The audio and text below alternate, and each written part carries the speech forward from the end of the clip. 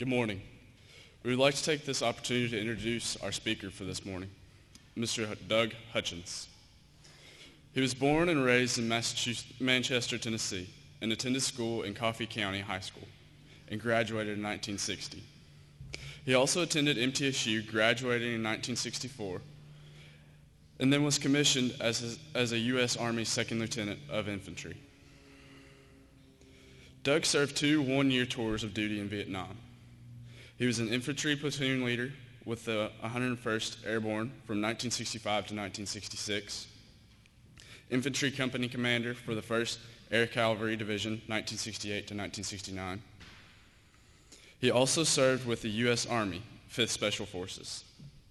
He has also been awarded various Valor and Meritorious Service Awards. After honorable discharge in 1970, Doug worked for General Electric in various management positions for 15 years and was a division vice president with Whirlpool for 16 years and has been retired for 10 years. Doug is an elder at Kingwood Church of Christ, and he serves on the board of directors at Stones River Manor. Doug is married to Brenda Hutchins. They have 4 daughters, 4 sons-in-laws, 8 grandchildren, and 3 great-grandchildren. Please give a warm welcome to Mr. Doug Hutchins.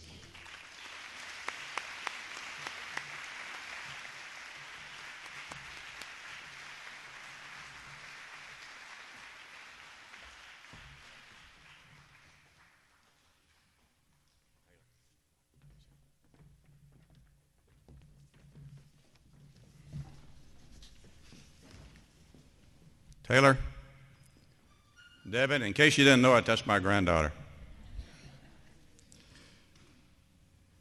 The copy I have here of that introduction says 4 great son-in-laws. I think maybe Darren might have written that for us. I'm not sure. Wait a minute. I got to make sure this thing's turned off. Brenda and I have new iPhones. Now, our children and grandchildren, they're very proud of us. We're moving into the new technology age. But Wednesday night at church, this thing started reading from the chapter of John out loud to me in the middle of church. What's worse, I didn't know how to turn it off. I went outside in the foyer, and after about 5 minutes, I got it shut down. You know, they've got something called iCloud. Everybody know what that is? All you young people know what that is, don't you? Well, it's supposed to synchronize, your phone, your iPad, your computer, so everything just synchronized together. Well, one day this week, I was checking my calendar and found out that I was 30 minutes late to have my toenails done. Brenda's calendar is on mine. We got to do something about that. I want to thank the MTCS board and the staff, all the teachers and the students for being invited to spend some time with you today. It's a great honor to be in this place on this day and to be with this group of people. I'm talking about all of you that's here today, but I'm especially talking about the ones that were just standing in front of you. If you noticed, a wide range of ages, stretching some history from at least World War II up to the present. This is a great facility. It's a great school and has a strong history over the last 50 years of preparing our young people for the challenges of life. And most important, it's preparing our young people for eternity. MTCS has a special place in my heart. My daughters attended school here. I have a daughter who teaches here. Hi, Chris. And I have 2 granddaughters that attend here. You've seen Devin, and Kinsley's around here somewhere. Hi, Devin. Hi, Kinsley. And my son-in-law, Darren, has done various projects for the school, and has worked for several years with the softball team. So yes, it has a special place in my heart. But it's a special honor to be here today with these veterans. And I don't have to tell you that these veterans are special. They've done special things. They've done those special things in special ways. And they've done them at special times. And it's right that we should honor them. I'm going to bother our veterans one more time. And I want to ask you to stand up a branch of service. First of all, I'd like to ask all the Air Force veterans, just stand in place if you would. All your Air Force veterans, please stand up.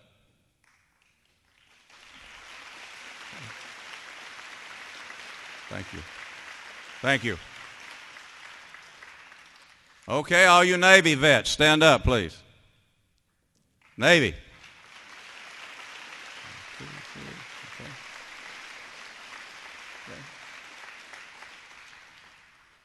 All you Marine vets, please stand up.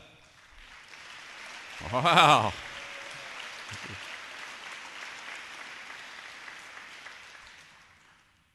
And all you Army vets, please stand up. Thank you. Thank you. Do we have any Coast Guard or any other veterans we might have missed? If we do, would you please stand up? Okay, we got them all. I just wanted to see if we were outnumbered, Army guys. We're not. And that poor Marine, oh my. It only takes one, right? It only takes one. If you're around a group of mixed vets very long, not only will you find that they're special, you'll see that they're competitive. And if you're around them very long and you listen to them, I don't care what branch of service they're in, they'll tell you they had the hardest job, did the hardest work, and they're the best. And that's all true. But when you put them together, all the branches of service as our military, they can't be beat. Now, our military has lost a few battles. But our military, from a military standpoint, has never lost a war. And I don't expect them to.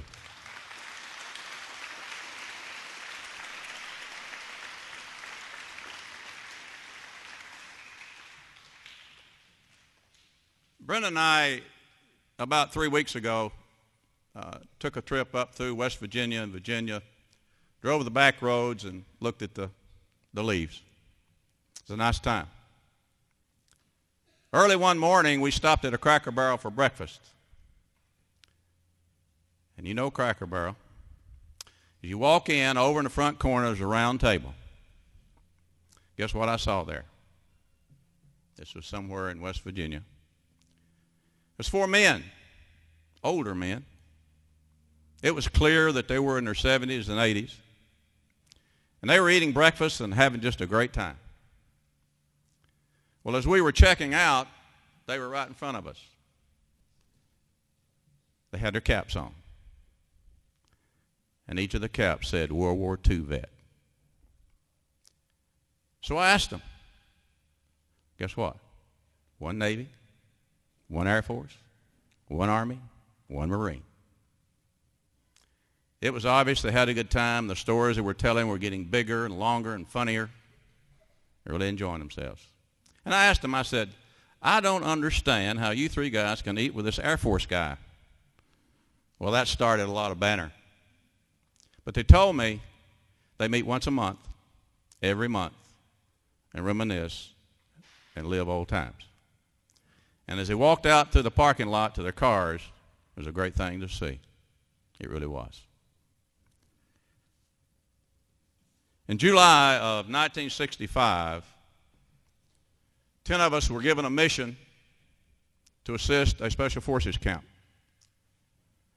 in the southern part of 2 Corps in South Vietnam. The name of the Special Forces camp was Done by 10. We couldn't go directly in because of the situation. It was about 10 kilometers from the coast of the South China Sea. And we decided that we would parachute in to a small strip of beach and then walk in. So early the next morning, we did that. We tailgated a caribou. Now, I know what you're thinking. No, there's no grill involved, no hamburgers involved, and no ball game involved. Tailgating then meant that you ran out the back of the airplane instead of exiting the side doors. They just lower the boom and you run out. So early that morning, that's what we did. Now, what's the first thing you do when you parachute from an airplane? What's the first thing you do? Check your chute. It needs to be above you. And it doesn't need to have any holes or rips or tears in it. Well, I checked mine. It looked good. What's the second thing you do?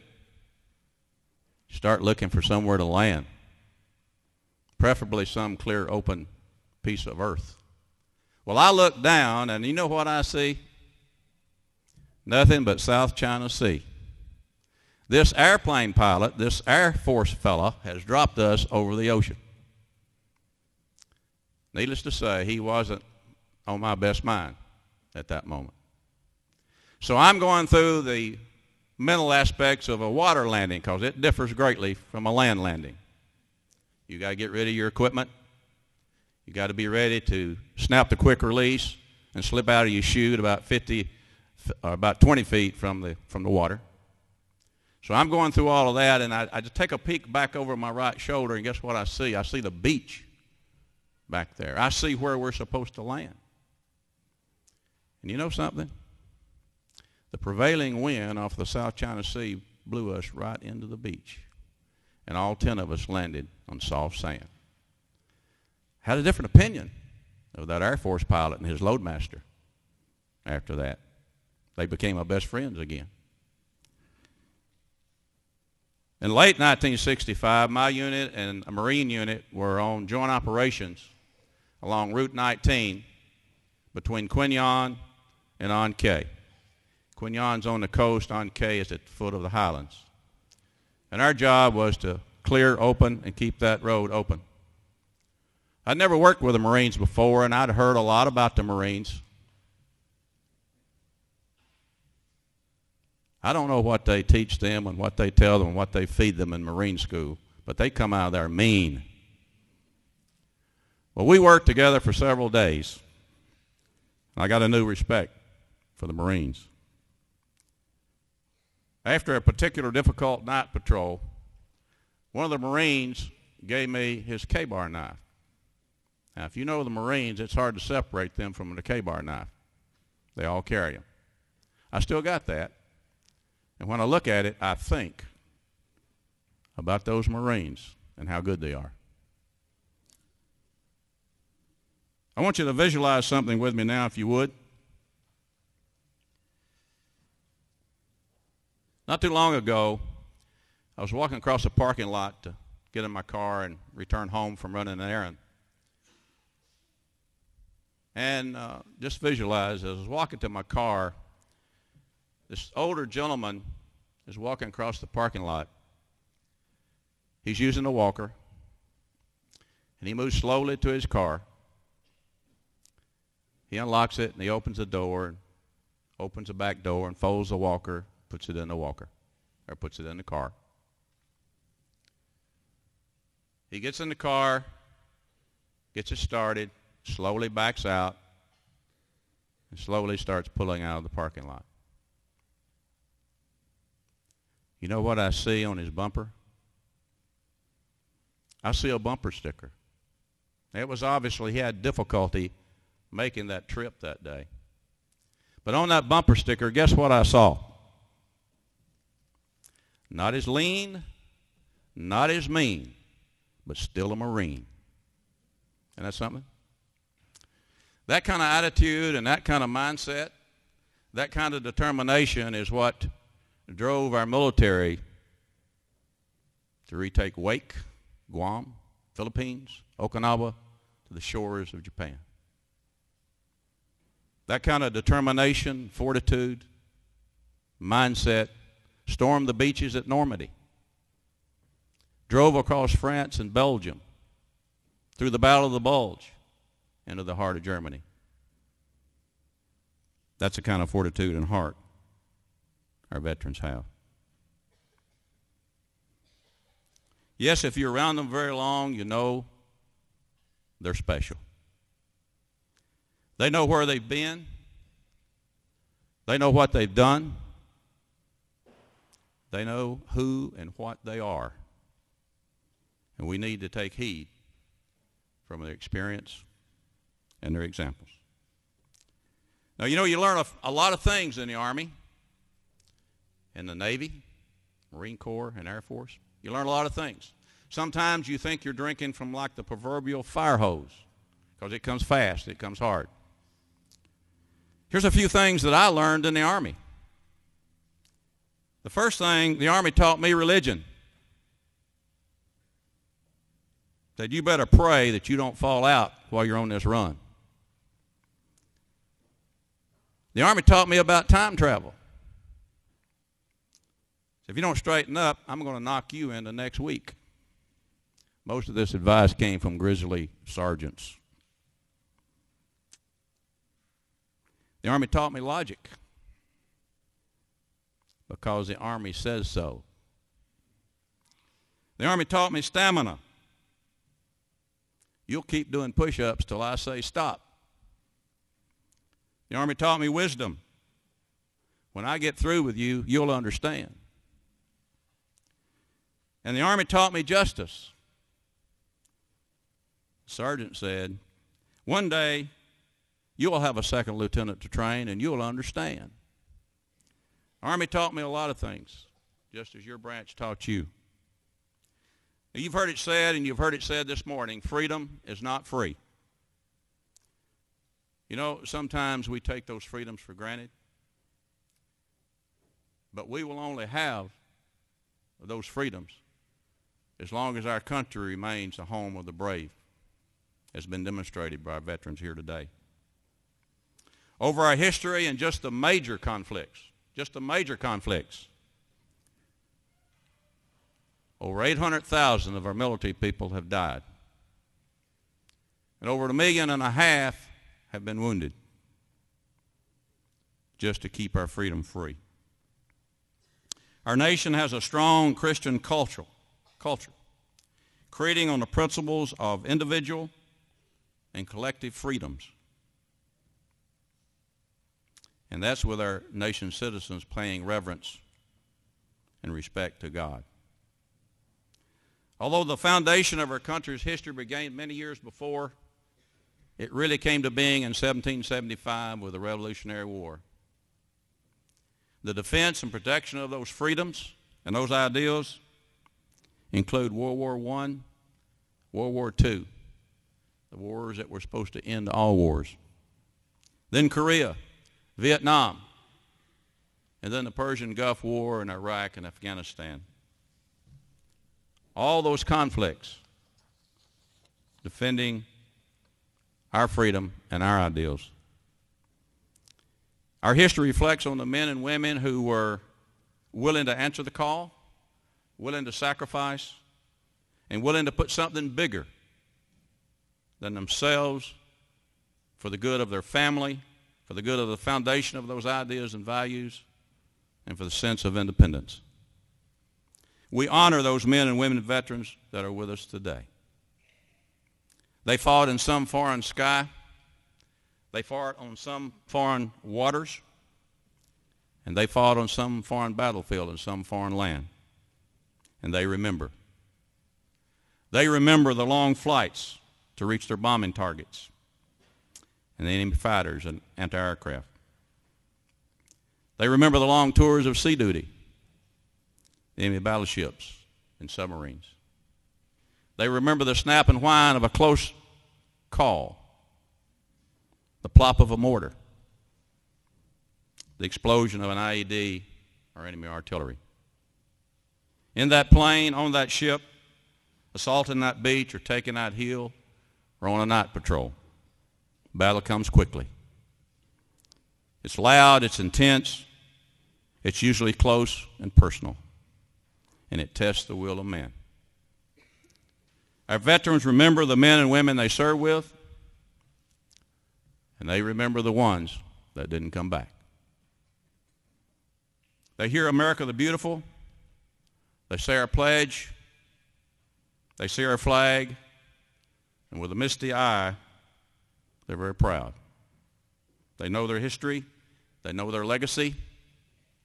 And our veterans are our heroes. No, freedom is not free. The purpose of a strong military is to prevent war. The purpose of all war is peace. But the battlefields do not remain silent for long.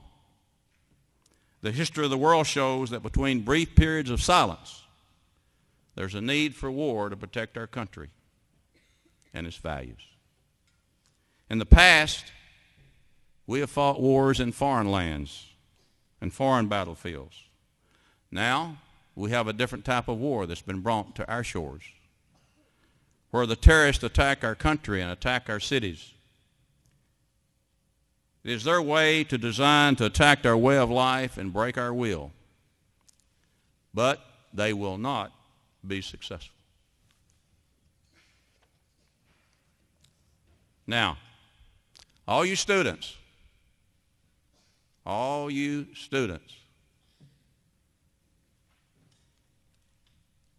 young people, lean forward just a little bit in your seats. Just a little bit. There you go. Lean forward just a little bit. I want you to listen real close. We're going to take a trip into the future. We're going to go forward 50, 60 years in your life. Are you there yet? Have you gone 50, 60 years forward in your life? Lean forward. Do that. Do that for me. Now turn around and look back. Look back over your life. What have you done with the time that God gave you? What will be your history and what will be your legacy? I'm not sure what you're going to see when you turn around and look back over your life. But your life will reflect the decisions that you made and the decisions that you didn't make. And your life will be what you make of it. I do know many of you will be sitting in an audience, something like this someday, and some of you will have fought in some foreign sky. Some of you will have fought on some foreign water. Some of you will have fought in some foreign battlefield in some foreign land. And you will remember. You remember the bombing targets, the anti-aircraft fire, and the enemy fighters. You remember those tours of sea duty, the battleships and the submarines. You remember the snap and whine of a near miss, the plop of a mortar, the explosion of an IED or enemy artillery. You remember the men and women you fought with, and you'll remember the ones that did not come back. You will hear America the Beautiful. You'll say our pledge. You'll see our flag. And with a misty eye, you will remember and you will be proud. You will have created your history and you will have created your legacy, and you will be heroes. America, its people, us in this room today, will remain strong if we heed the will of the Lord. Ordinary men and women will face extraordinary challenges and do extraordinary things. Now, young people, are you still leaning forward? I believe you are. Still leaning forward on this side? I believe you are. You should always build your life around godly principles. And if you remember only one thing this morning, please remember this. From Isaiah chapter 40, verses 28 through 31, I read, "Do you not know? Have you not heard? The Lord is the everlasting God, the creator of the ends of the earth. He will not grow tired or weary, and his understanding no one can fathom. He gives strength to the weary and increases the power of the weak. Even youths grow weary, and young men stumble and fall. But those who hope in the Lord will renew their strength. They will soar on wings like eagles. They will run and not grow weary. They will walk and not be faint. I want to thank you for the privilege of being a part of today. Once again, thank you, veterans, for your service and what you've done for our country. May God bless this great country. May God bless our veterans. May God bless all of our audience today. And may you walk and not be faint. May you run and not grow weary. May you soar on wings of eagles. Thank you very much.